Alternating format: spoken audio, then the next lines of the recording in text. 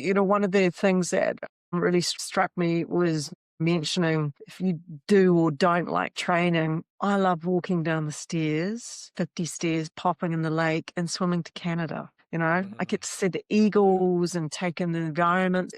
It's a real privilege and a pleasure to be out there. And I think earlier years it would be more how many miles I did. Now I want to go swim around an island and come back, and that happens to be my training swim.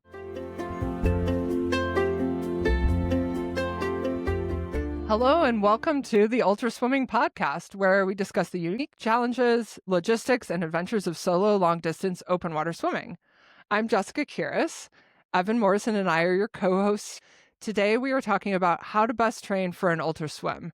Yeah, we're very lucky today to have three guests who are all of them highly accomplished ultra marathon swimmers in addition to being professional coaches. I also want to emphasize all three of them have a lifetime of, three lifetimes of swimming experience. And I think if you add up all the experience among the three of them and really the five of us, we've got quite a collection of swimmers and experiences and wisdom here. I'm very excited to have them. So Sidney Russell is the head coach of Ventura Cove Masters in San Diego. She offers individualized coaching services through swimopenwaters.com. And in 2024 and 2025, she became the second person ever to complete two-way crossings of both the Santa Barbara Channel and the Catalina Channel. And the only person to do that before Sydney is one of my favorite, if not favorite, all-time marathon swimmers, Cindy Cleveland, who did that all the way back in 1980.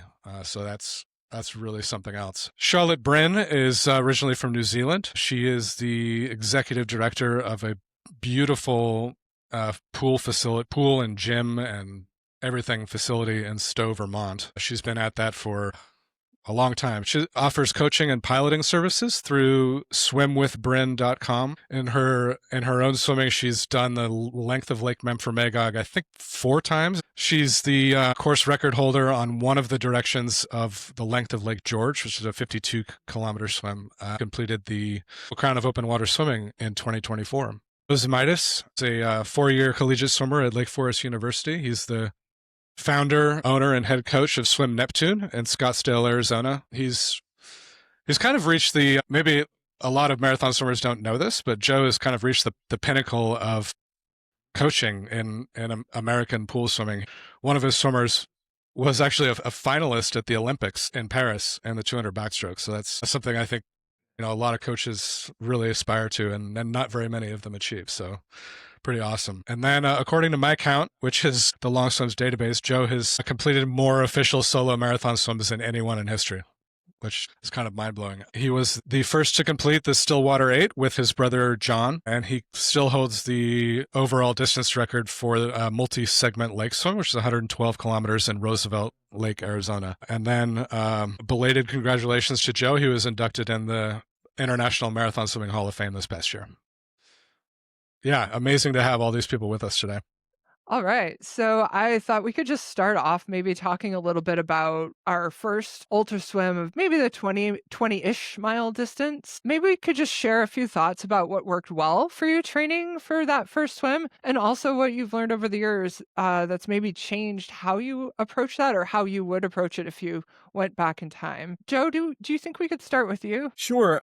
Taken back to 2013 was when I did my first marathon swim. It was straight to Gibraltar, which we kind of picked because it was English Channel light. It's like half the distance and 10 degrees warmer. So it seemed like a good place to start. Really didn't expect it to lead to everything it did, but it was a great entry point. And I think so much of what your training needs to be depends on your background. I trained a lot in high school and college. I came from a high volume program where we're used to swimming 60 to 80K a week. So I put in a couple of years doing that.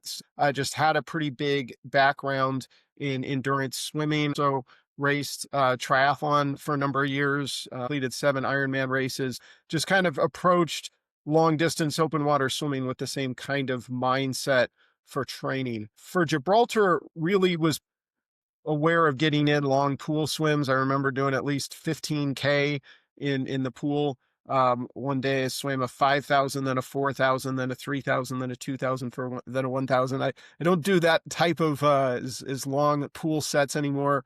But for my first swim, it gave me a pretty good background. I think it was a great Gibraltar, or just really any swim that's in that kind of 10-mile range would be a good first step if you're thinking about the channel, because that was the question I was asking myself when we were finishing Gibraltar. It was a real rough day. We finished about 5.5 hours, and I thought at the time, like, if I had to, could I turn around and swim back?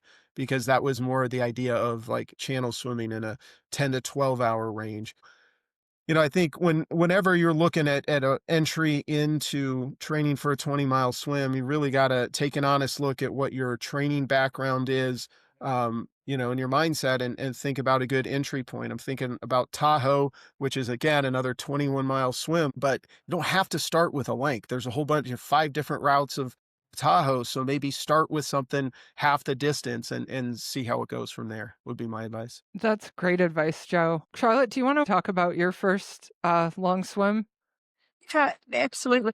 My first long swim was a 2-way width crossing of Lake Champlain, which was 16 miles. And I really wanted to get some night swimming experience, and also experiment with feeding techniques and things like that. And the swim went really well. I felt really, really strong, which was great. And it was a really good stepping stone up to my next swim, which was a 25-mile swim. And, looking back, what I know now, that the big hurdles for me really was the fear of the unknown and the pre-swim nerves and anxiety. And that took a lot out of me in the swim. And since just by swimming more, getting more experience, that's really helped a lot. And the other challenges I found really was I went for a swim fuel that everyone else was using, and it really didn't work well for me. And I think for swimmers, being able to,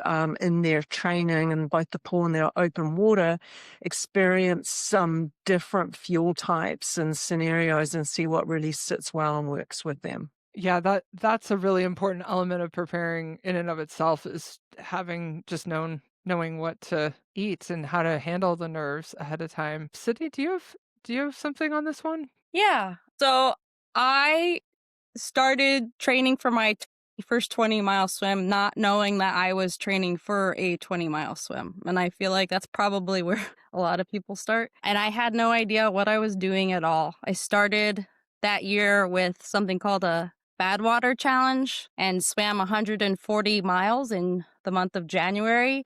And I was still nervous about swimming around Coronado, not knowing that I had just done that distance day after day in the pool. And I think that I did a lot. I did too much. I got excited. I found a bunch of arbitrary rules that people use to train with, and I followed those, and I kept going with that. And in the process, I had found some pain that I was ignoring and numbness that I was ignoring, and I just kept going and ignoring it and going. And I did my 20-mile swim, and I could not lift my shoulder, my arm, for 4 months. And in the process, it sort of made me realize that there's a smarter way to do it. Everything you read is not work for everybody else, and that you can't ignore that pain that you're experiencing. And I found through years of appointments that I ended up having unfused shoulder bone, which causes chronic pain and chronic impingement syndrome. And I also have thoracic outlet syndrome, which is where the numbness is. And so I had to adapt all of my training through the last 5 years to accommodate that so I could swim more, because every single swim I did, I was just faced with this crippling pain and numbness in my arm. So I've spent the last few years really focusing in on honing in on my form and technique and how that can be applied, and really how much is too much. Yeah, actually, I really appreciate you starting off with this, because, here we are having an episode about training, and maybe if people are tuning in, they're hoping that we're going to tell them exactly how they should get ready for the English Channel or some other swim. And I don't think we can, because I think it's very cliche to say this, but everybody's different. But really, everybody's different. And so maybe some of the things we'll talk about today are things someone's going to go, okay, I bet that would work for me. But there might be other things that we say that people really need to filter through their own experience and say, that's probably not the way to go. And then as you go through your season, please consider your body to be the expert and the signals it's telling you to be the number one source of information that you're going to pay attention to see, is this training causing me to adapt, or is this training causing me to tear myself down? Because tearing myself down is not equivalent to training. So yeah, Evan, do you want to weigh in on this one? Yeah. So like Joe, I did a lot of swimming when I was younger. I was a distance swimmer. I did 400 IM and 200 backstroke in the mile, and so I think I was used to quite a lot of volume on a week-to-week basis. But I think what was interesting is when I first started doing marathon swims, that did not translate in my confidence towards, well, I know what it feels like to do 100K in a week, but can I do a 20-mile swim? They seemed completely different to me. And so despite that background, I think it was very important for me when I was starting out to gradually build up and see how my body reacts to doing a certain distance. And so I started off doing a 5K in Lake Michigan. And when I got that done, I did a 10K and then 10 miles. Over the course of about a year and a half or 2 years, built up to my first 20-ish mile swim was a Tampa Bay Marathon swim. But I think I'm sure having a background in competitive swimming was helpful to me physically, but I think mentally it was really important to have that experience. Like, well, what does my body feel like after it's been going for 5 hours straight? I'm really glad that Sidney talked about her challenges with her shoulder and how she approached dealing with that from a technical perspective. I completely agree with you, Jessica, that there's no one-size-fits-all advice for training for a marathon swim. But nonetheless, I think when people are starting out, that they're wondering, like, how do I even start with this? And I think what a lot of people focus on, especially if they're coming from a running background, like they've done a marathon or even a triathlon background, is that most of the focus of their question is on, well, how much should I be swimming each week? And I guess from my perspective, that's only one part of the equation, and maybe not even the most important part of the equation. And so in response to a lot of these questions that I saw on the Marathon Swimmers Forum way back when, questions we'd get in the Santa Barbara Channel Swimming Association when people were looking to do their first big swim, I tried to write this article. Well, I did write this article for the SBCSA website addressing training for a marathon swim from like a conceptual perspective. So not any specific prescription like this is how much you should be swimming, but how to think about it. And I guess what I came to was that, well, volume is one thing. How much are you doing each week? And what's the nature of that volume? Is it a lot of speed work on the pool, or is it long, slow distance in open water? And the second, and I would say actually most important part is technique and making sure that you have figured out a way to move through the water that is sustainable for your body and that you're not going to hurt yourself. And I think this is pretty hard to work on. It's hard to change your swimming technique. It's really hard. I think people can do it, but it takes coaching. It takes, I think, underwater video to see exactly what you're doing and really concerted effort to drill in a technical change to your stroke. But I think it's hard to do on your own. So, volume, technique, acclimatization, and I'm not referring specifically to cold water, but just acclimatization to open water conditions. So cold water is one potential aspect of that. Rough conditions, wind and waves is another aspect. If you have no experience swimming in rough water and then you go to a rough water swim, it's going to be tough no matter how good of a swimmer you are. And then the last one that I talked about was mental fortitude. And just to me, that's kind of the ability to keep swimming even when you'd rather not. Keep swimming when you're in pain. It's really easy, as we all know, it's really easy to give up, to just say, I think I've done enough for today. And I think that's another thing that is different for everyone and hard to teach and comes through your own, the experience of your own journey through the sport. But anyway, since Sidney was talking about technique, I wanted to ask the others, what are your approaches to technique and refining your stroke? And if you already have a good stroke, maintaining it? I'm going to go with Charlotte because I know you have a lot of experience teaching others a stroke technique, from everyone from people who don't know how to swim to experienced marathon swimmers. What do you think? Thanks, Evan. And I'd like to jump on what you mentioned there on the getting comfortable and the acclimatization. And so talking about technique, number one is getting healthy and making sure that your body is in good physical condition overall to be in the pool or the open water and able to hold a good body line. And so I'm talking about just overall conditioning, which is just good health. A little bit of strength training on the back side of the body. So we're good on rowing type stuff. So we're strong in the back and balanced on the front, and then some good flexibility and mobility. With regards to in the water, first up, I'm really looking for anyone I work with or team up with to have them build a really positive relationship with the water. And that's going to start in some nice, gentle conditions, either in the pool or in the open water. I'm really looking to see if are they able to have the water around their face, in their mouth, without pulling up, getting taut and uncomfortable. And then I'm really looking for them to lean into the water and start getting a nice aquatic line where they actually press down and lean into it and get out of that pulling up away mindset. And so for everybody on any level, I'm taking them down into the deep end of the pool, and I just want to look and see how they hang in the water and what their relationship is like with it. So establishing that lovely body line, getting some nice rhythmic breathing, nice easy exhale out through the nose and in through the mouth, and then looking to see how their body moves. Are they able to hold that line and bring in some stroke cycling? And then really looking at what's happening to directly relate to the shoulders. So if immediately we're seeing someone come thumb down, crossing the midline, many repetitions like that, that's going to be a tough formula, maybe for a shorter swim in the pool, but for long term. So really looking to see that nice, a little bit wider entry, fingertips first, and then you can have a pretty stroke, but I'm also interested in people propelling through the water. And whatever swim distance we do, whether you're racing or not racing, if we've got a little bit more speed and we're building on that, we're wrapping up our swim faster. That's less time out there in the elements. So really looking for that hand and forearm to face backwards, anchor that hand and forearm, and getting people pulling through the water. And then over time, being able to build on that, even as you said, being able to roll that into our regular swimming.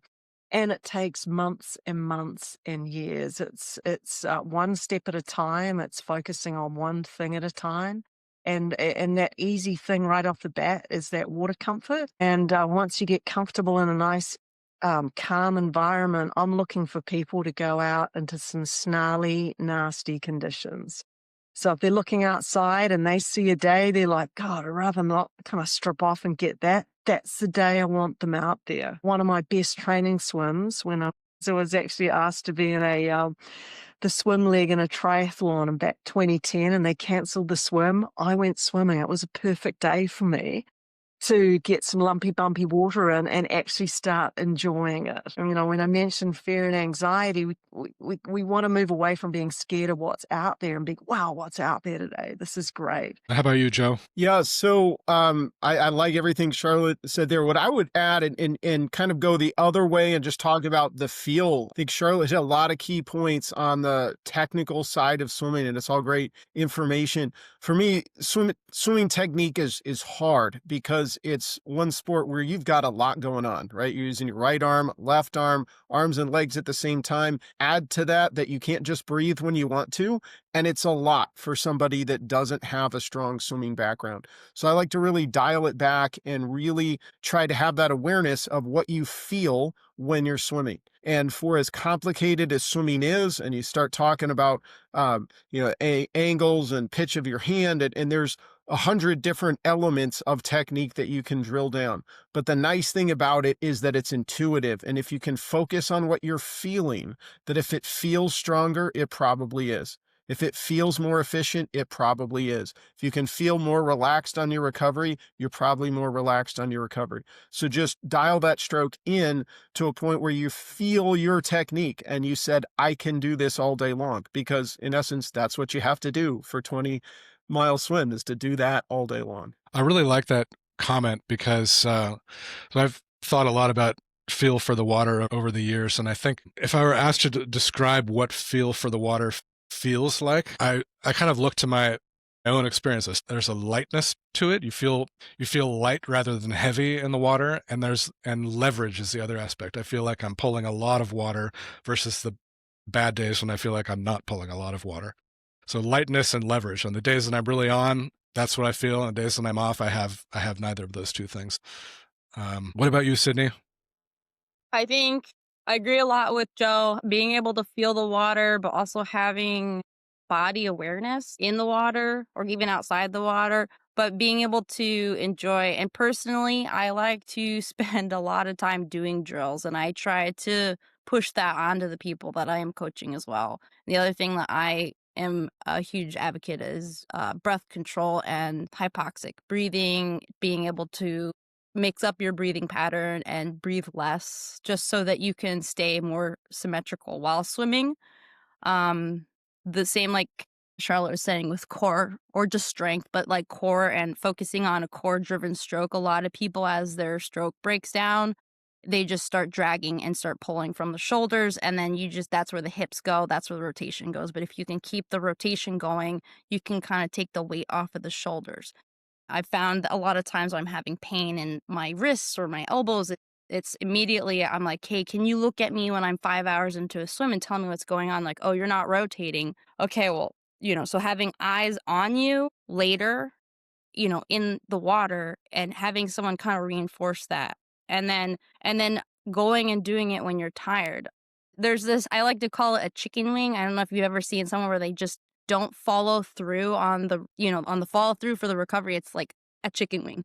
And I found myself guilty of that when I did one of my swims, and the next day I looked at a video. I'm like, wow, that's terrible. So I got in the open water and I did like an hour and a half of catch up where all I did was made sure that I engaged that tricep the whole time. And I just, not fast, just reinforced that, good muscle memory, to make sure that next time, because some of it's muscle memory and some of it's just being deliberate in those decisions you're making while you're swimming. And everyone's, the famous question, what do you think about? What do you think about when you swim for that long? I'm thinking about my form probably 70% of the time. And even if I'm doing a safari, I'm still thinking about my form. I'm swimming slow and I'm doing drills in the open water. And I really try to push that on other people as well.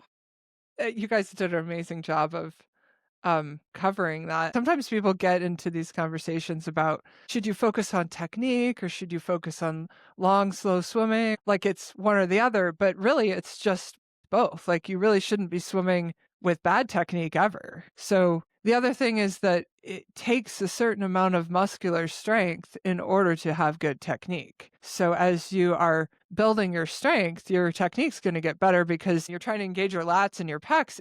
If your lats and your pecs aren't very strong, it's going to be really hard to do that. And so you need to get strong while practicing your technique, and you need to practice your technique while getting strong.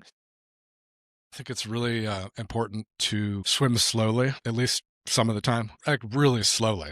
And I think that's the only way to kind of make any long-term improvement in your technique is if you're trying to learn something that you've never done before, you got to start off really slow. And so one of my pet peeves in like a master's workout or something, and the coach will give out drills at the beginning of a workout, and then like either nobody does them or people swim far too quickly doing the drills. And I was just like, what are you getting out of this? And so I think it's important to do at least some drills every workout and to just do them really slowly, not worry about anybody else around you, not trying to race anybody. And I think it's far too common that you're just in this mode of, I'm going to get my 5,000 meters done. And I think it can be counterproductive if you're trying to learn a new physical skill. Yeah.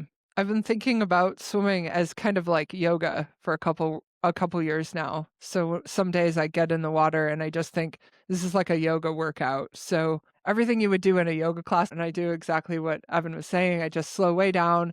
I focus on exactly the position my body is in the water. I try to maintain a certain type of mindfulness, like always directing my attention back to what my body's doing and back to my breathing and things like that. And I got to say, it's like, I think it's good for the body, but I know it's good for the mind. And I come out of there a whole new person. So like Evan was saying, that there's these different areas. Let's move on to endurance. So this kind of we just got done saying don't focus only on how many meters or yards or whatever. Don't focus only on your volume. But I mean, you got to do some swimming if you're going to swim for 20 miles. So what are some ways to think about this question? So if people are like, hey, how much should I be doing per week, or what do I do for long swims? What can you guys recommend from your own experience or other people's that you've helped to begin to even conceptualize that or plan out your season and plan out the time you're going to spend in the water? Well, like I was saying earlier, I don't think that there's any one equation for any one person. And every person is coming at this from a different background and has a different work schedule and is a different. I mean, you've got people who grew up swimming, or you've got people who are on-set adult swimmers. And I think you've got nervous swimmers. And I think that you really have to take in everybody individually, and you can't say this is how you do this. And I think that was, again, the mistake I made when I first started, is like, oh, this is how we do it. And that was not the case. And so, nervous swimmer who doesn't have a lot of experience, maybe they need to do several longer swims more than they would. Or maybe a really experienced swimmer who swam D1, who's really efficient, can do less volume, focus more on their speed work. And I think it really depends on the person, and doing a little injustice saying that there's one way, because people get caught up in that, especially like a new swimmer would get caught up in this is the answer, and it's not, and they're not listening to your body. So what if someone says, hey, I want to do Catalina next year. I got a year to train. I signed up for my boat. I did all that. What do I need to do? Like, I'm thinking maybe I do 20 minutes, like on Tuesday. I can fit in 30 minutes on Thursday, maybe like a couple hours on the weekends. Do you think that's going to be enough, Coach? Is there a minimum amount of volume that maybe people should be trying to strive for? Understanding that people are going to hear this and they understand we're really big on it depends on the person. Well, I mean, I try to time it so that people are doing, by the time they get to their last swim, they're doing the distance within 2 days. So they build up to that distance. But I also try to prevent people from, get to the point where they have a base distance, they're swimming comfortably for whatever it is that they're planning on doing. And then I try not to increase more than 10%. And then make sure that they're doing their long swims periodically throughout that training block. And so if you have a slower swimmer who wants to do a 10K, I'll probably end up having them do a 5-hour swim, because their 10K will probably be 5 hours, but they're going to get up the next day and they're going to do another swim. And I'm a big fan of having people get in the next day. I feel like it reduces soreness, and I feel like it builds confidence that you wouldn't get otherwise. So, Sydney, I'm really going to add to yours. I'm a big fan of the split 2-day swim as well. So looking for someone to build a nice foundational weekly yardage, meterage that they maintain for a good amount. It's going to be a couple of months until they're at a point physically and mentally where that's just business as usual. That's their normal meat and potatoes, or whatever it is if they're vegetarian, of swimming. And then as we start building up towards their event, building one or two long days a week, and then closer to the event, getting 2 days, a big beefy long swim, and then about half the distance the next day. I'm also, depending on the person, I find double swims quite effective. It could be a pool in the morning and an open water in the afternoon. And then as far as, I know everyone's often looking for how many meters should I swim a week. Again, agree with Sydney, it depends on the person, their background, and what they're needing more of, lumpy bumpy experience in the open water or pure volume in the pool. And I'm really looking to get someone up between 30 to 40,000 meters a week, and then starting to add their one long swim. And then I will add that one of the challenges that I can find is that swimmer who won't take rest, or is always wanting to do that extra, and it's not always advantageous. So it's not always encouraging people to get up to a certain amount of mileage. It's also keeping them rested and recovered so they can overload, build stronger, and then go again the next week. And then also, I think sometimes a real challenge for people is embracing a taper period. and really taking a good amount of rest before their main event. And if they get a bit scratchy and itchy, like wanting to do stuff, that's a good sign that they're doing the right thing. But yeah, nice base foundation. Each week, getting that long swim a little bit longer, getting that split, I call them split weekends, one really long swim 3 to 4 weeks out, and then leaning things down and lots of rest. We're going to have another episode all about taper, because that is my weak area, man. I can't figure out the taper. That's the hardest thing.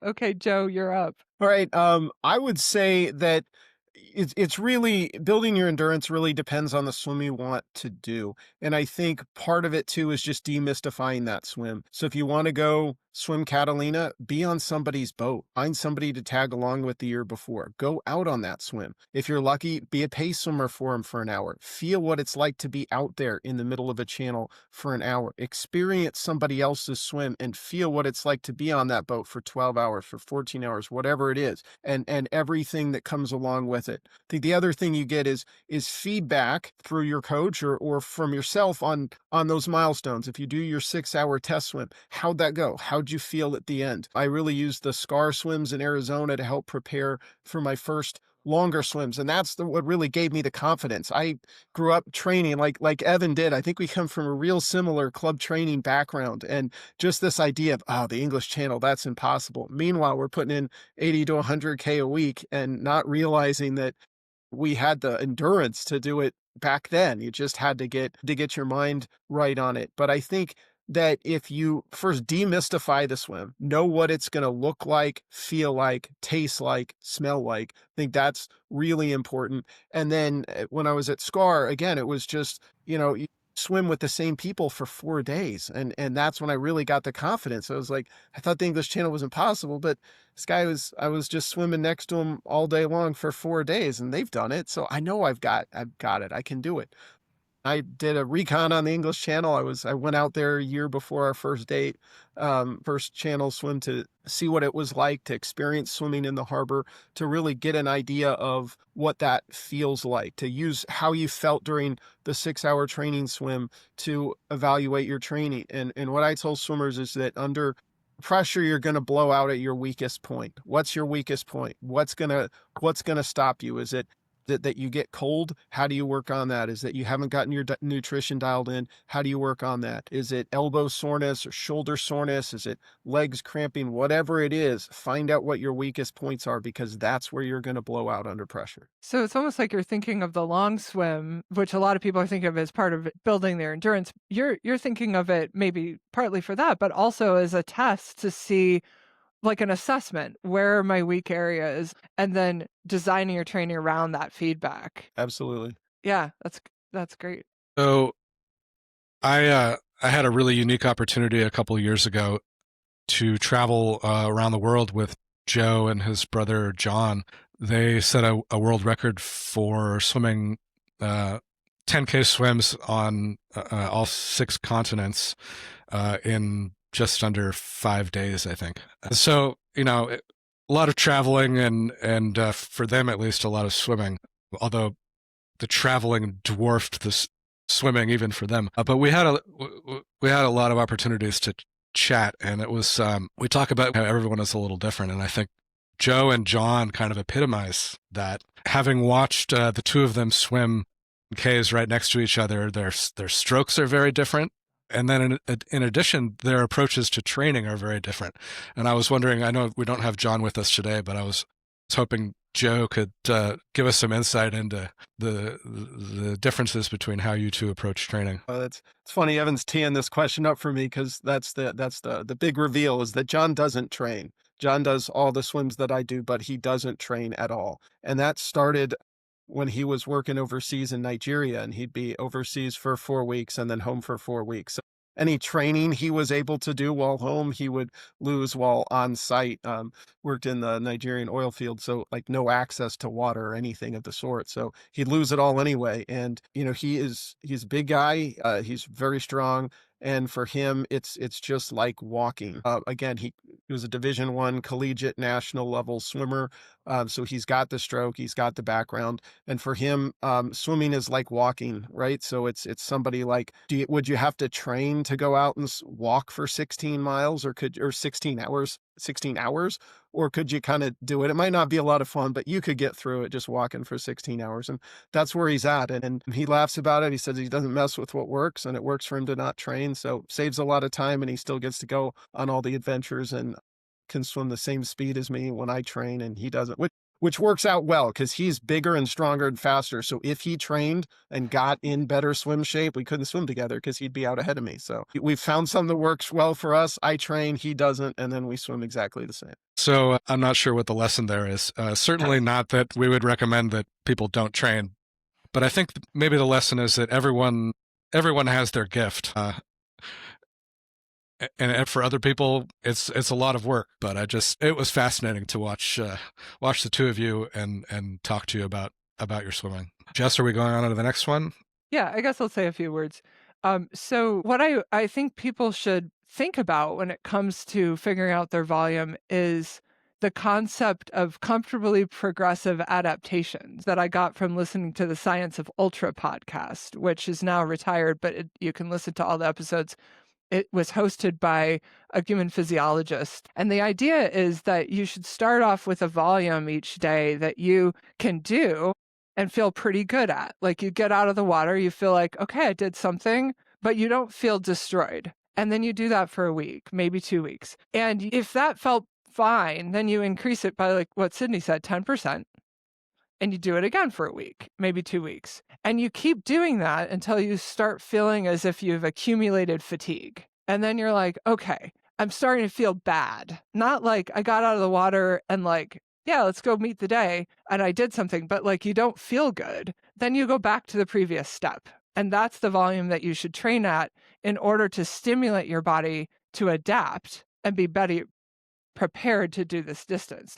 That's what I do. And my body's changing. I'm 45 and things are starting to shift around a little bit. And so this concept has been really helpful for me to figure out what volume am I going to get the most adaptation out of? Not like what volume can I do and then impress everyone with my volume, or what volume can I do and get away with, but more like what's the sweet spot of like stimulating myself to then be stronger and better able to swim longer distances and stuff like that. So I think that's a good one for people to start thinking about. If they want kind of a sort of structured plan to do on their own, maybe start with assessing yourself in that manner of how are you responding to that daily volume. And then, if you're going to throw in a long swim, then I usually try to not make the long swims longer than 3 times the length of the daily swim, because I think if you're doing like an 8-hour swim on Saturday, but all your daily swims are like 45 minutes or an hour or something, I think you could gain more by inching up those daily workouts than by increasing your long day.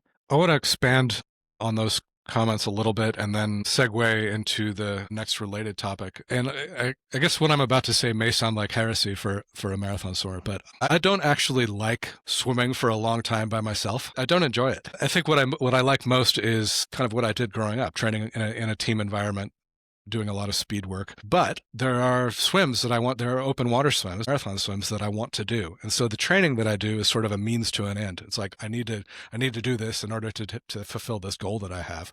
And so when we talk about how everyone is different, everyone is different, not only in their background, but in their life circumstances and their careers and where they live in the world and in their psychology and their motivation. When I first got into the sport, I over-prepared a little bit for what I was trying to do, but I think ever since then, it's been an interesting exercise to try to figure out what is the minimum I can do in order to achieve my goal. Because if not that I'm sure I'm always faster if I train more.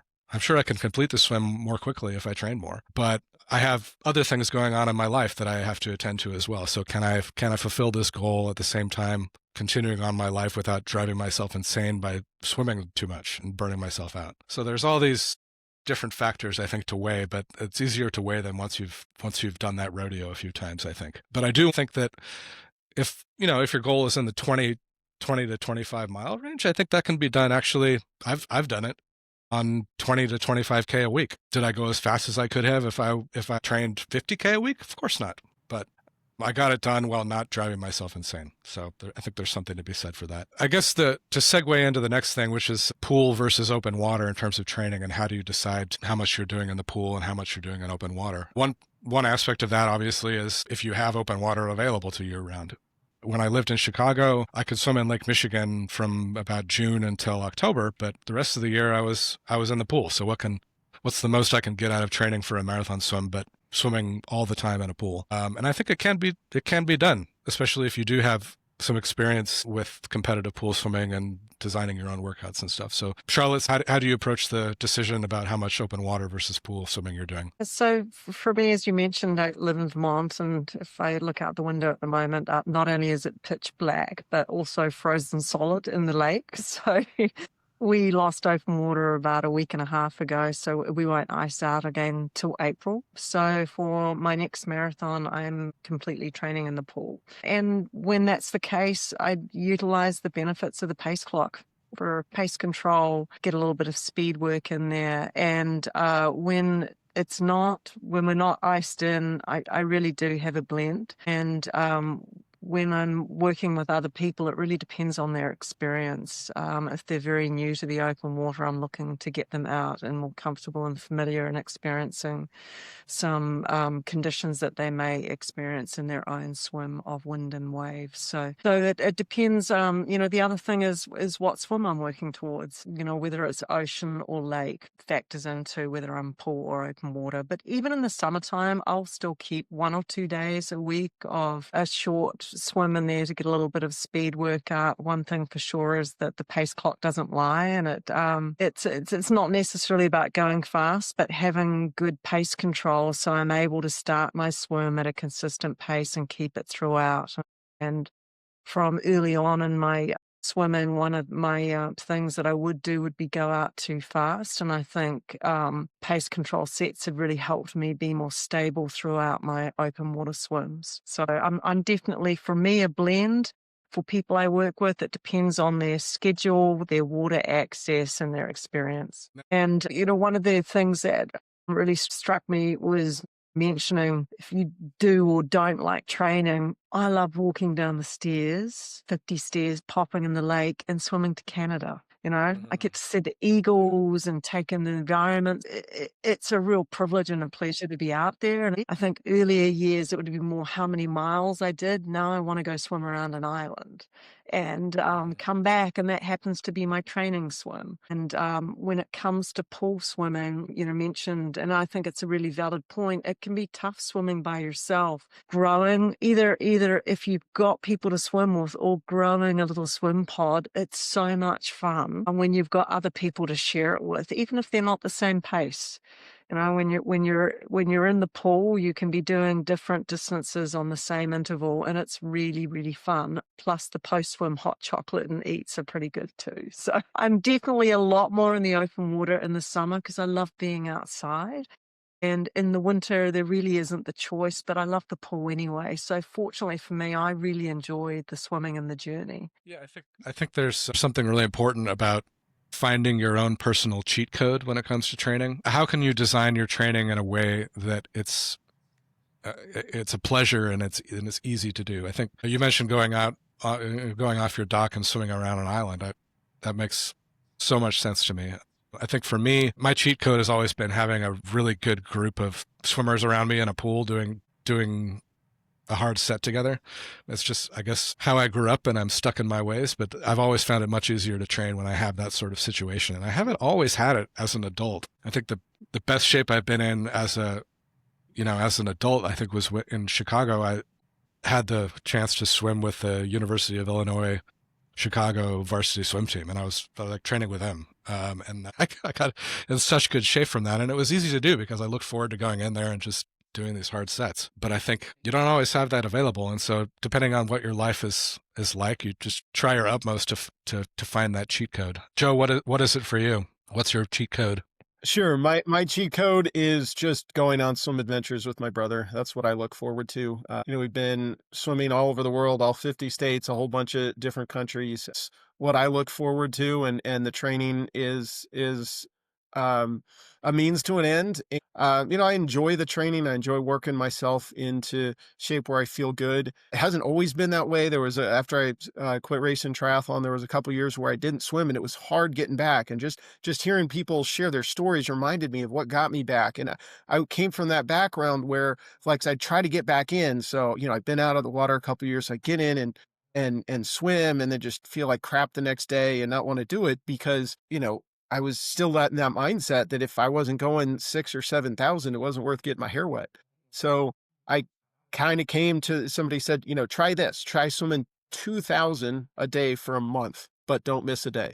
It's like 2,000 now. What am I going to get out of that? And telling you, after swimming 25 to 30 minutes for 30 days straight, had my feel for the water back, felt good in the water again, and was able to just really build on it from there. So, I think a lot of it, it was great hearing, different people's access to water in Arizona, about an hour or so drive from the lakes. So it's hard to get in and train on a regular basis. I mean, 99% of my training's in the pool, but the pool, I enjoy it. I like the pool that I swim at, spend a lot of time in it, love it there.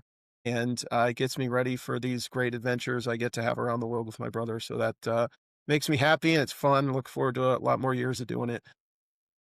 So I know you're on the deck a lot coaching. Do you ever swim with your own team, or is it just on your own? No, I in the pool? don't. I have a masters group. We swim in the mornings at the same pool 3 days a week. I coach from the water. It's a small group. We all have different goals, but it's a lot of fun. That just gets me there, makes sure I get there 3 mornings a week, because everybody's expecting me to be there, and I want to be there and swim with the group. So, I'll add in, before or after that. So on these days, I'm usually getting in 5 to 6K for sure.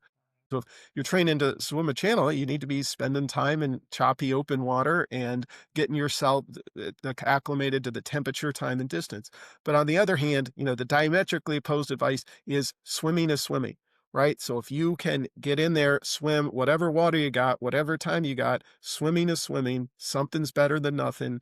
And as long as you kind of put it together and give yourself a baseline level of fitness and a mindset that's going to get you to the shore at the other side, then you're on the right track. So Sidney, we haven't come to you on this topic. How do you approach your training in pool versus open water?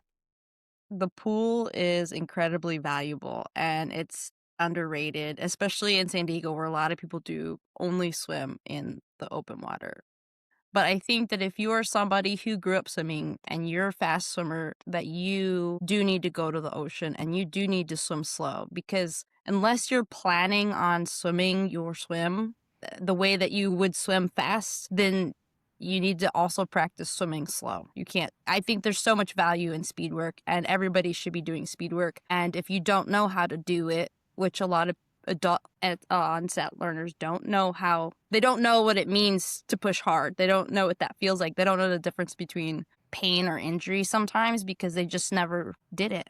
And so I frequently will take people to the pool and I'll swim next to them, and I'll just swim just to show them, like an inch in front of them. Let me show you. Now try to catch me, and I'll just creep up just a little bit to show them this. Now let's go. We're gonna do this on a certain interval. Let's go.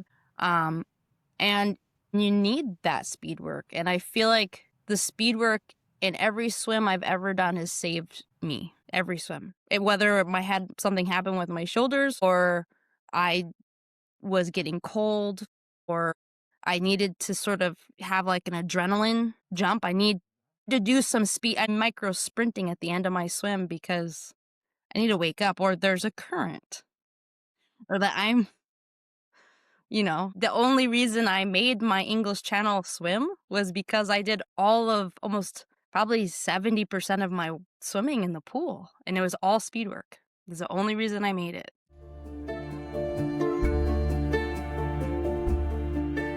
So one of the reasons why I like to swim in the lakes is because it gets really windy out there. And when it gets windy, there's kind of an anxiety that comes with the wind at first. At least for me, when I first started doing that, like should I really be out here? This is weird.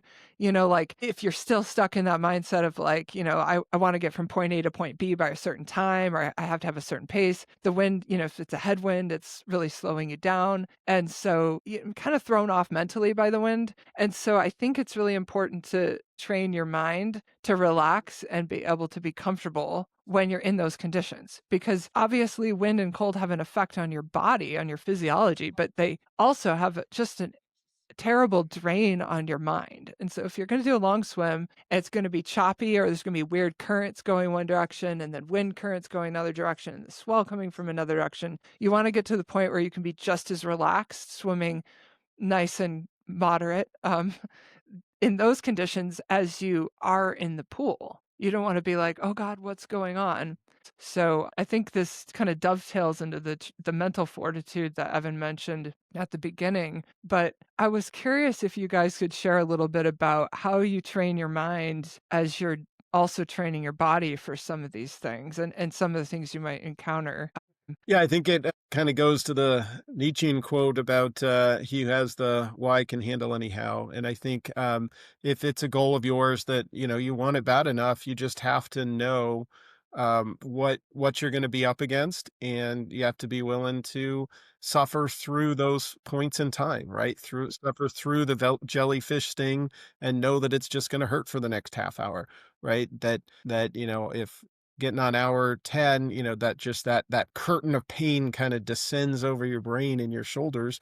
You just got to be able to work through that and keep going. And it's just like, I think always said that your motivation has to be equal to or greater than the obstacles you face, right? The higher the hill you got to climb, the more you got to really want to do it, right? An easy swim, you don't need a whole lot of motivation. You get that perfect day that everybody's chasing, and it's not, doesn't require that same mental fortitude to get you through it. But it's just, you have to go into the swim with that mindset that you can take whatever that day is going to throw at you, and then just keep putting one hand in front of the other. Yeah, wonderful. Sydney? What you were saying a little while ago, Jessica, about putting yourself in those positions of conditions and, reducing the variables. I had an Anacapa attempt. It was probably one of the worst conditions I had been in, where their waves were literally rolling,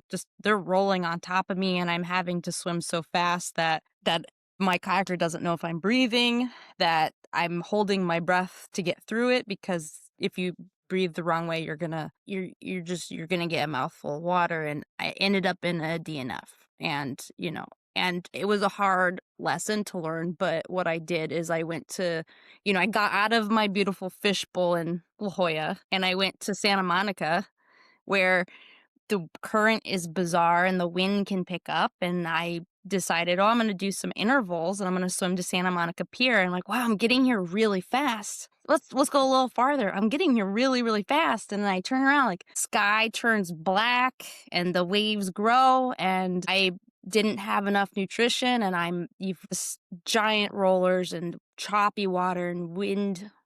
And you know what? I don't have a choice. I have to swim back. Can't exactly exit there. So, and then I'm like, that's great. I'm going to do it again. Or we'll find, we'll check the weather report. Like, oh, knots or the joules are going to be 2,000. Do you guys want to go swim today? I'm like, we can go check it out. Let's go jump in. Just see how far we can go. And I've definitely been out there in La Jolla where it looks like a bowling ball is being dropped onto the ocean, and it just ripples out. And you're just like, I don't know if I feel safe. I don't know if the ocean's going to break on top of me or not. So I think that helps. And knowing your limit in that, or even cold or whatever, knowing your limit and knowing when you are okay, knowing the difference between, like, if you are okay or if you're not okay, and knowing when that's enough, and listening to that, and trusting yourself. Because I think this might be tangent, but there's so many people that are like, keep going, you got it, push on. And that's not something that you should listen to, because they don't know what you're doing. And so if you need someone to cheer you along, then maybe you need to reevaluate where you are and back up a little bit. But just like I said, getting in those conditions, I 100% agree with that. Yeah, great point, especially about just the exposure element of this. Charlotte, do you wanna add to this? Yeah, absolutely. I think studying the swim you want to do and then breaking those variables into components and ideally navigating them one at a time. If you're looking to do a lake swim and you need some cold acclimatization, starting with some calm water and taking on the cold first, then some warmer water with the waves, and then eventually adding the both of them together. And one thing that I've found really helpful is choosing a shorter open water course. Maybe it's a 15-minute down and a 15-minute back. And know I've got an exit point, and it helps me relax. So I can go out on a colder day and I can get into a wild wind, and just being familiar with that course, it really helps me adapt and normalize those conditions, as opposed to being in somewhere I've never swum before where I'm not quite as comfortable. And then after saying that that's a great way to do it, one of my early exposures was all or nothing, and that was over at Cork Distance Week in 2011 with some point-to-point swims with no exit points in the cold, rough sea. And I had to dig down to the point that the only person that was going to get me out of there was me.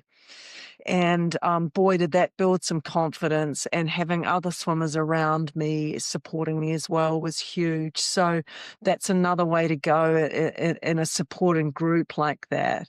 You know, I got to say, scared the bejesus out of me, but boy, did I have some growth and developed some depth.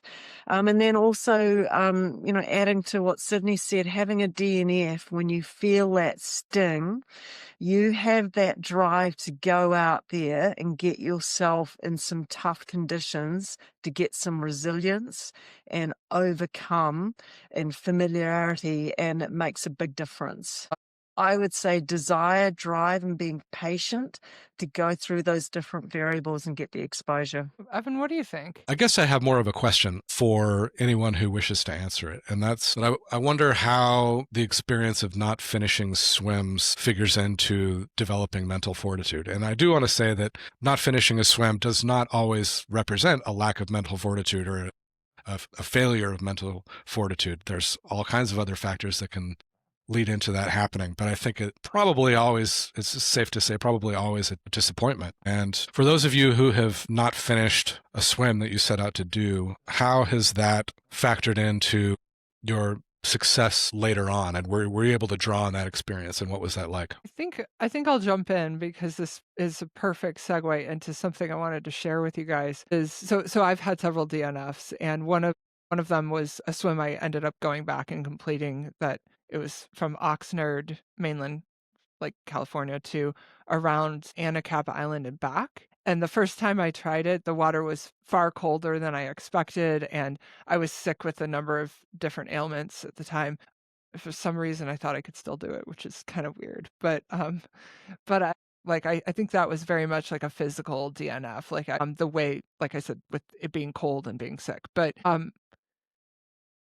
I showed some mental weaknesses during that swim that really prompted me to start thinking about mental training more. And one thing I did was read this book by a woman named Addie Bracey, who is an ultra runner and a sports psychology consultant. But one of the things I took away from that book was the concept of what to pay attention to while you're swimming that will increase the probability that you can, like Evan said, stay in the water. If you stay in the water long enough, you're going to finish. So your attention is one of the most powerful tools that you have, and you get to choose what you pay attention to. You don't get to choose what automatically pops up in your head. And some of the thoughts that your mind is going to generate, or people around you, things they're going to say, are not going to be helpful. But there's other things that are going to come up that are going to be helpful to pay attention to. And so what Addie Bracey's book helped me do was sort out what's helpful to pay attention to, what's unhelpful to pay attention to. And I did this for many months in advance. And I practiced it in the pool, I practiced it in open water, and ultimately ended up doing this 40-mile swim from Santa Barbara Island to Palos Verdes. And had the best, I mean, I had the best time out there. Like I really had a wonderful swim, and it was a really meaningful experience to me, but I was really trained up on sorting those things out, and then was able to use that skill the following year to do that swim that I had DNF'd on. So I guess it's just changed the kind of athlete I am, having had that experience. But I'm curious what other people have. You guys have some DNFs that have changed how you've approached things mentally? I think the DNFs are, for me, have been a really useful tool on areas to hone in harder and smarter in my own swimming. And I think probably the biggest thing for me has been, I agree on the letting the negative thoughts be able to trail away and letting those go, but also being a wee bit more present in the moment and not thinking about the finish or how long to go or what if the conditions get bad, and actually just being right where you are. And the only thing we've really got to do is put one arm in front of the other and get that feed cup. And I am going to come back to what Sydney said on noticing where we are in the water, or how, am I starting to hang down in the water? Am I actually feeling like I'm holding on to the water? And I think the DNFs, I was able to really move away from falling apart in my own swimming towards the end of the swim, and really being more present and keeping myself together physically and mentally too.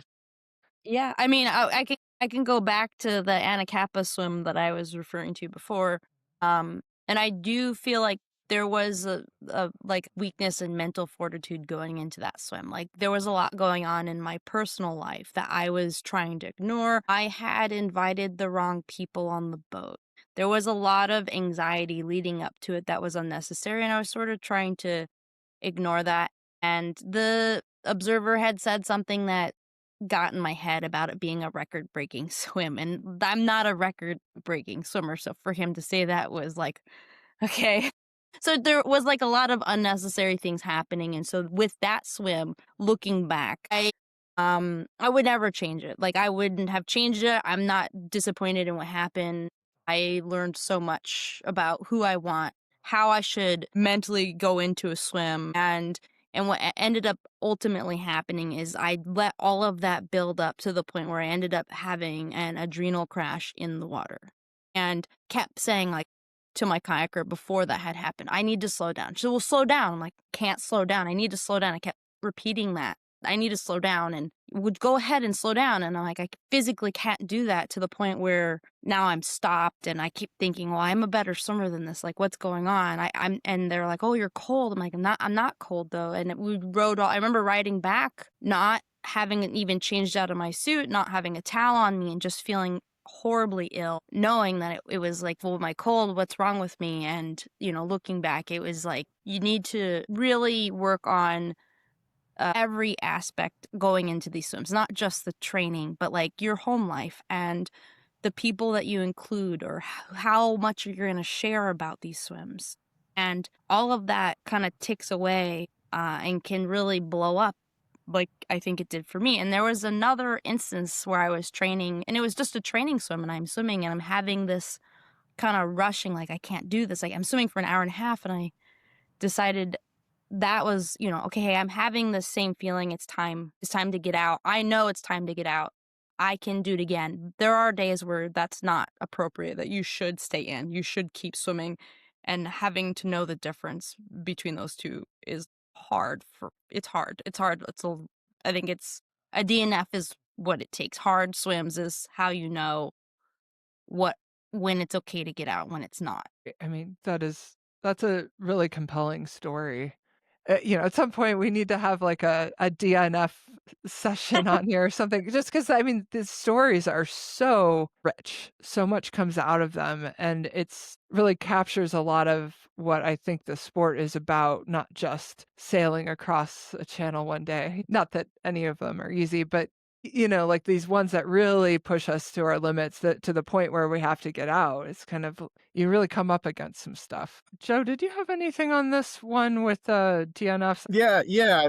I think we've all got a good DNF story. I think there's kind of two types. I mean, one is like outside of your control, right? I mean, we had a couple swims like in our 50 state swim, a thunderstorm just rolls right in, fast and unexpectedly in the Midwest, and there's nothing you can do, and the lightning's crashing right over you. You just control the controllables, right? And if the weather's not cooperating, you got to get out and try again. Like they say, some days you get the bear, some days the bear gets you. The DNF I learned the most was at my first attempt at Monterey Bay. John finished, I didn't, and we had that was 2019, so we were really only a couple years into really serious swims, and I just didn't have the nutrition dialed in, and made some mistakes early in the swim that compounded, and ended with essentially no memory of the last 6 hours or so in the water, and kind of getting pulled and not remembering much of anything, hypothermia, low blood sugar, and learning a lot from that experience. We had the North Channel later that summer, so kind of that fear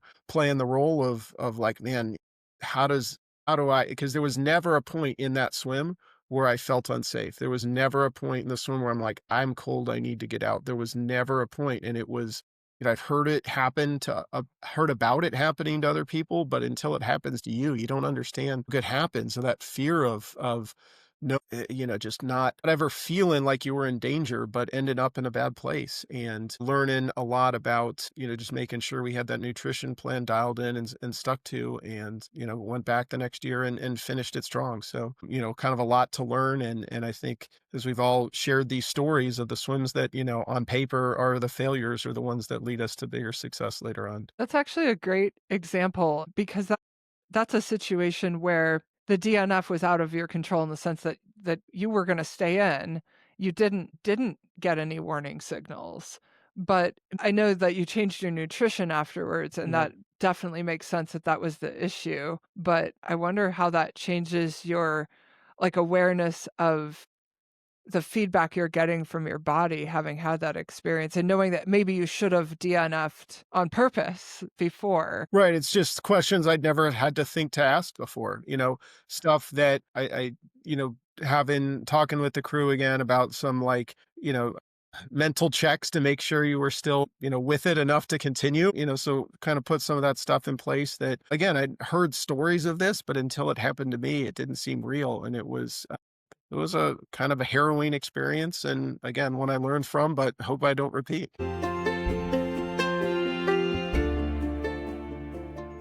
So one interesting question is, when you're training for one of these really ultra distance swims, that we'll call 24 or more hour swims, swimming for at least a day continuously, is there something different that you're doing compared to when you were starting out, first figuring out how to do a 10-mile swim? Is it just what you did then, but more, or is there something qualitatively different when you're training for a day plus long of continuous swimming? How about Joe? I think Joe's done the longest. So you want to start with him? 47 hours, is that right? Yeah, 47 and a half hours. Yeah, that was Roosevelt Lake, 4.5 times through. So, and I just want to say, for the record, it was a world record, like an actual world record. Not a fake world record. Not a fake world Not a self-declared world record. An actual world record. Yeah. Sorry, just had to jump in. Go ahead, Joe. Yes, well, thank you. So in that was in 2020, and just with everything going on, I had more time to train than ever before with that. So I was like, man, if I could really take the time to do this level of fitness that I haven't had for a while, and I don't know if I'll ever have again, and let's see what I could do. And we had John and I had done 40 bridges, so double Manhattan, and we actually had to restart. We missed the current because the boats were late, so after 3.5 hours, when the tide turned, they pulled us out because we started at the battery, and they're like, no, we're gonna have to start over at Mill Rock. That was a 3.5 hour warm-up, and we just jumped right back in and restarted. It was crazy because you could just see the point we had to get to, but once that tide turns in the river, there's no pushing through it. But we, after, what was that, 18 hours later, so we'd been swimming over 22 hours and actually felt better at the end than at the beginning. And that's when I was like, man, I wonder how far I could actually go if we just cut loose and gave it a shot. I found my limit. That was long day and night, and the next day in Roosevelt. The training wasn't qualitatively different. Like it really was for me just more of the same, and really kind of training a mindset of the second night and what it's going to take to get through that. Jess, what's your longest swim?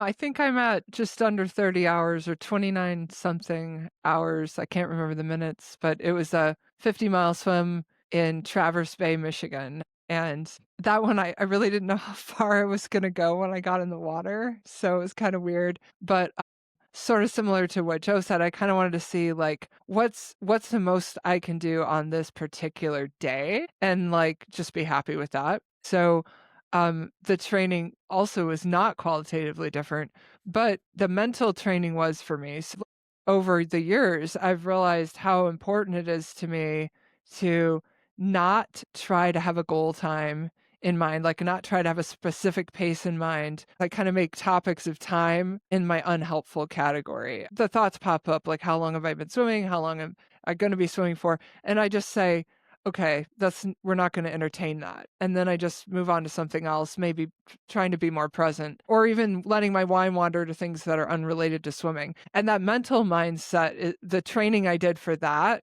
came up because I wanted to do these like 24 plus hour swims. Just, I can almost like mentally like get obsessed with time and other things for 10 hours, but I can't do that for these longer things. I have to be almost like I'm like lying on my couch mentally, if that makes sense.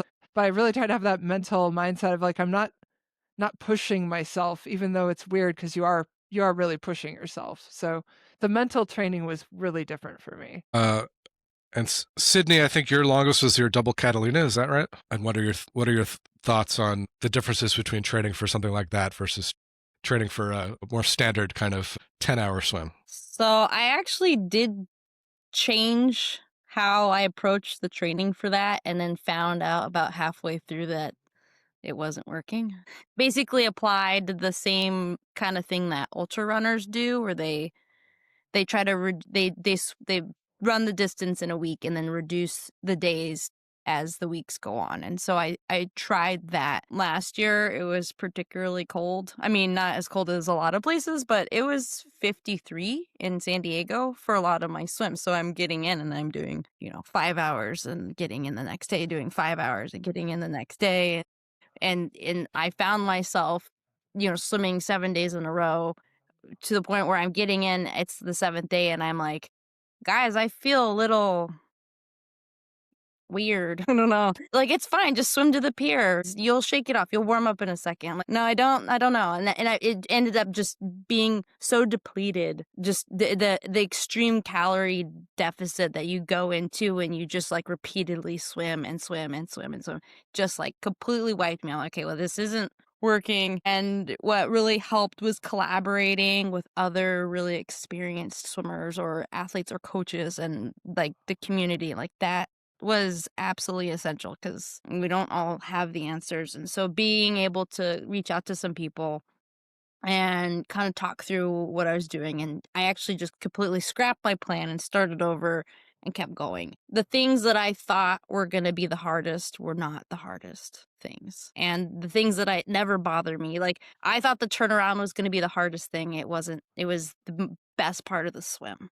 Getting to the island and turning around, that was absolutely the most magical part of the swim. It was so dark and the bioluminescence was wild. Going to the island, I was not anticipating what it would really feel like to have that cross swell. Just the constant, like, it just felt like a washing machine for the whole time. So I got nauseous, and I've never been nauseous ever. So it's like having to work through things I've never experienced before. And then, I got to like, I don't know, 20 or 20 hours, and it's like I hit this like wild roller coaster of emotions. Like every emotion that you could possibly feel, I think I felt it in like a 4-hour period.